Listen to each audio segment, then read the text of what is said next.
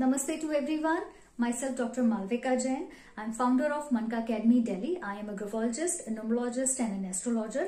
आज हम लोग एक बहुत ही ब्यूटीफुल टॉपिक के बारे में बात करने वाले हैं जो कि मेरे दिल के बहुत करीब है। और इस टॉपिक में हम बात करने वाले हैं हैंड राइटिंग के साथ हमारे एलिमेंट्स। यस, जो हमारे 5 एलिमेंट्स होते हैं उसका क्या कनेक्शन है।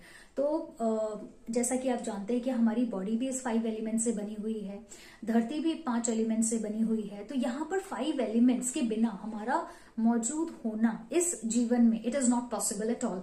तो यहाँ पर हमारे हाथ के ऊपर भी ये एलिमेंट्स विराजमान है, आप इस तरीके से उसको बोल सकते हैं। तो हमारे यहाँ 5 एलिमेंट्स फिंगर्स के ऊपर कैसे आते हैं? Fire element, then we have this air, space, earth and water. जो हमारी पाम होती है that depicts about the body and the soul.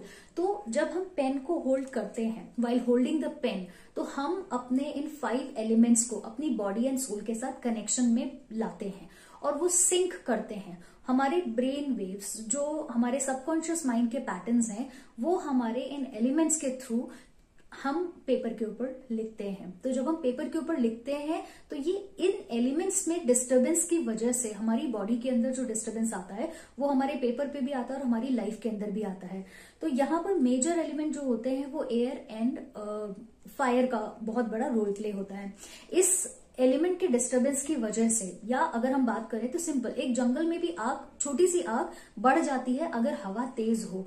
तो यहाँ पर अगर आप हवा को कंट्रोल में रखेंगे तो ये जितनी भी बैलेंस है, फायर नहीं बढ़ेगी। अगर फायर नहीं होगी तो वाटर एलिमेंट डिस्टर्ब नहीं होगा, अर्थ के ऊपर डिस्टर्बेंस नहीं आएगा, या आपके बॉडी के अंदर जो स्पेस है वो ट्रबल नहीं होगा। तो ये दोनों को बैलेंस करने के लिए सबसे पहले एयर एलिमेंट अगर आपकी बॉडी के अंदर बैलेंस है तो that means all the elements are balanced. तो जब हम पेन को होल्ड करते हैं तो उस पेन होल्डिंग के वक्त आप चाहे तो मेरे साथ यहाँ पर साथ साथ में पेन होल्ड करके देख भी सकते हैं कि किस तरीके से आप पेन होल्ड करते हैं। देखिए, कुछ लोग जब पेन होल्ड करते हैं हो सकता है कि उनका तरीका ऐसे होता हो कि वो अपने पेन को इस मिडिल फिंगर के ऊपर रेस्ट कराते हो, और कुछ लोग हो सकता है कि डायरेक्टली 5 फिंगर्स हो। किसी भी तरीके से आप पेन को होल्ड करें, the main purpose is you need to look into this thumb and the index finger. तो यहाँ पर क्या होता है, अगर आपका थंब आगे आता है या आपकी इंडेक्स फिंगर आती है आगे, तो वो आपको नोट करना है कि क्या चीज आपको आगे आ रही है।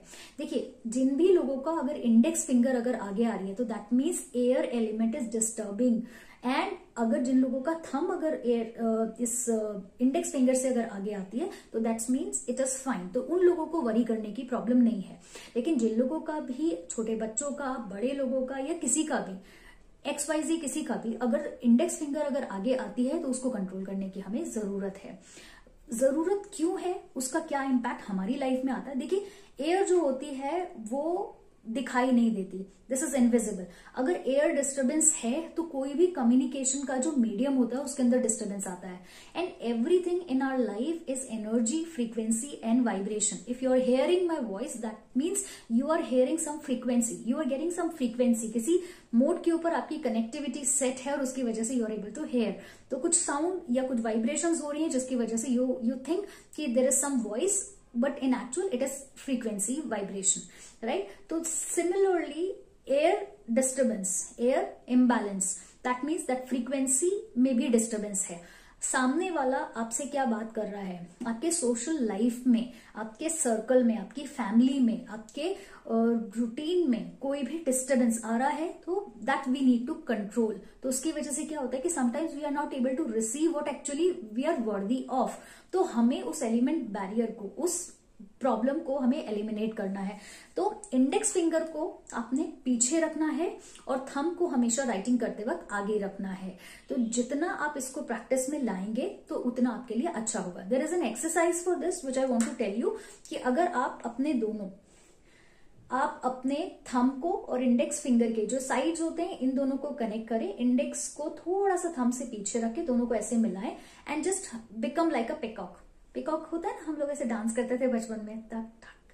तो वो वाला डांस नहीं करना, हमने इन दोनों को, थंब को और इसको पीछे लाना है, आगे करना, आगे पीछे, या पीछे आगे, जो भी आपको फील हो। कैटरपिलर मूवमेंट होता है ना, कॉन्ट्रैक्शन, एक्सटेंड, कॉन्ट्रैक्ट, एक्सटेंड। तो वही वाला मूवमेंट आपने करना है when you are watching TV, when you are listening something, when you are talking with somebody. तो आप इस तरीके से करते रहें, ठीक है। अगर आप इसको 1 मिनट 2-3 बार दिन में अगर करेंगे तो this will become easy for you.